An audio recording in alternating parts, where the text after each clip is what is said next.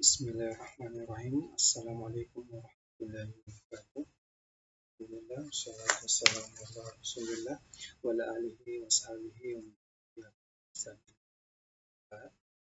Perkenalkan, nama saya Abdul Rahman, mahasiswa pendidikan sosiologi, Prodi IPS, Program Pascasarjana Universitas Negeri Makassar. Pada kesempatan ini saya akan mempresentasikan proposal tesis saya dengan judul Interaksi Sosial dan Pola Komunikasi Siswa Penyandang Tunarungu di Sekolah Luar Biasa SLB BYPP Makassar. Dan tak lupa pula saya ucapkan banyak terima kasih kepada Dewan Pembimbing dan Penguji yang terhormat Ibunda Dr. Musdalia Mustajar MSI selaku pembimbing pertama, dan yang terhormat Ibunda Dr. Andi Oktamayat Henry Awaru SPD MPD selaku pembimbing yang kedua, dan yang terhormat Ayahanda Dr. Sukraditoro SPD MSI selaku penguji ke-1, dan yang terhormat Ayahanda Profesor Dr. Manda M.Hum selaku penguji kedua sekaligus selaku Ketua Prodi IPS Pasca Sarjana Universitas Negeri Makassar, dan yang terhormat Ayahanda Dr. Sulaiman Samad MSI selaku penguji ketiga dan sekaligus salah satu pimpinan program Pasca Sarjana Universitas Negeri Makassar. Adapun yang melatar belakangi judul proposal ini, yang pertama, anak berkebutuhan khusus. Anak berkebutuhan khusus merupakan ialah klasifikasi untuk anak dan remaja secara fisik, secara psikologis dan sosial yang mengalami masalah serius dan menetap. Anak berkebutuhan khusus dapat diartikan mempunyai kekhususan dari segi kebutuhan layanan kesehatan, kebutuhan layanan pendidikan khusus, kebutuhan akan kesejahteraan sosial, dan bantuan sosial. Yang berikutnya, siswa tunarungu.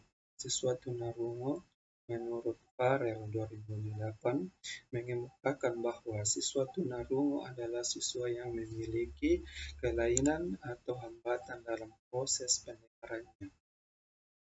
Yang berikutnya, hambatan dalam berinteraksi sosial. Berdasarkan hasil observasi saya pada sekolah SLB tersebut, diperoleh data yang menunjukkan bahwa anak mengalami hambatan dalam berinteraksi sosial dengan teman sekolahnya apabila menggunakan bahasa oral. Karena minimnya kosakata yang dimiliki, anak harus menggunakan metode lain berupa bahasa isyarat agar maksud dan tujuan berkomunikasi tersampaikan dengan baik dan benar. Serta guru sering menggunakan bahasa oral dalam memulai proses belajar, namun siswa akan selalu menanggapinya dengan bahasa isyarat. Ketika guru meminta siswa menjawab dengan bahasa oral, siswa akan selalu menanggapinya barengan dengan bahasa isyarat. Nah, oleh karena itu, guru dituntut agar bisa menguasai bahasa isyarat seperti yang dipahami oleh siswa tersebut.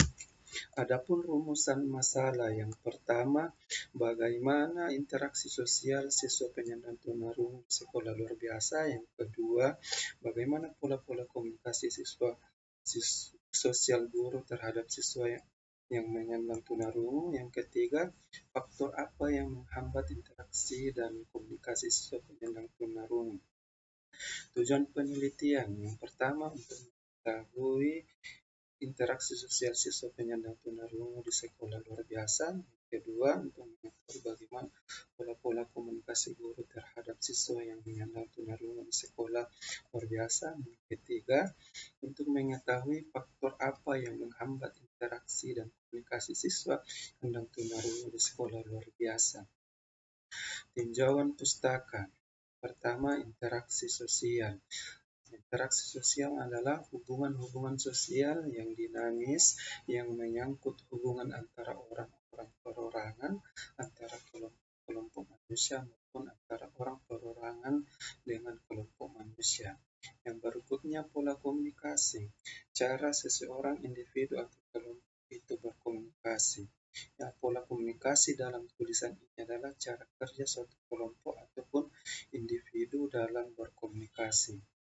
Anak berkebutuhan khusus, menurut Mulyono 2006, anak berkebutuhan khusus dapat dimaknai dengan anak-anak yang tergolong cacat atau yang menyandang kebutuhan dan juga tertib dan berbakat. Dalam perkembangannya, saat ini konsep keturunan berubah menjadi berkelainan atau luar biasa. Tunarungu. Ya, tunarungu di sini adalah seseorang yang mengalami hambatan dalam pendengaran atau pendengarannya tidak normal seperti manusia pada umumnya. Teori yang relevan yang dipakai adalah teorinya Gerbia Humbert Mead, yaitu teori interaksionisme simbolik. Kerangka pikirnya sesuai tunarungu, interaksi, pola komunikasi yang membentuk sistem tindakan. Yang pertama, meaning the social realities construction of self, ya, atau diri menjadi sebuah realitas sosial yang terkonsep. Kegiatan saling mempengaruhi antara merespon pada orang lain dan diri sendiri ini adalah sebuah konsep penting dalam teori Mead. Yang berikutnya, language the source of meaning symbol, atau bahasa sebagai sumber makna. Mead menyebutkan gerak tubuh sebagai simbol signifikan. Di sini kata gerak tubuh mengacu pada gestur, yang artinya mengacu pada setiap tindakan yang dapat memiliki makna. Yang ketiga, thought of mind atau pikiran menjadi sebuah proses. Kemampuan untuk menggunakan simbol untuk merespon pada diri sendiri menjadikannya berpikir adalah sesuatu yang mungkin. Yang berpikir adalah konsep ketiga Mead yang ia sebut pikiran. Pikiran bukanlah sebuah benda, tetapi merupakan sebuah proses. Nah, kemampuan ini yang berjalan dengan diri sangat penting bagi kehidupan manusia karena merupakan bagian dari tindakan manusia. Adapun penelitian yang relevan, yang pertama dilakukan oleh Mila Idatul pada tahun 2016 dengan judul Problematika Pembelajaran Anak Berkebutuhan Khusus, Anak Autis di Sekolah Dasar Negeri Inklusi Patawengangen, Malang. Dan yang kedua, Nasrawati dengan judul Peran Orang Tua dalam Pendidikan Siswa Berkebutuhan Khusus di SLB Aceh Mandara Kendari, Studi Kasus. Metode penelitian, jenis penelitian yang digunakan adalah penelitian kualitatif dengan analisis deskriptif. Berikutnya lokasi penelitian di Sekolah SLB YPPLB Makassar. Berikutnya sasaran fokus penelitian. Yang pertama, interaksi sosial siswa penyandang tunarungu. Yang kedua, pola-pola komunikasi. Yang ketiga, faktor apa yang menghambat perkembangan komunikasi sosial siswa yang tunarungu. Deskripsi fokus penelitian itu interaksi sosial, pola komunikasi, tunarungu. Sasaran penelitian siswa tunarungu dan dengan teknik proposis sampling. Ya, instrumen penelitian atau itu peneliti diri sendiri. Nah, teknik pengumpulan data dengan observasi, wawancara, dan dokumentasi. Jenis data dan analisis data. Pertama, jenis data primer dan data sekunder. Yang kedua, analisis data secara kualitatif. Yang terakhir, keabsahan data dengan cara triangulasi sumber. Terima kasih. Ini presentasi dari saya ucapkan banyak terima kasih pada semuanya. Assalamualaikum warahmatullahi wabarakatuh.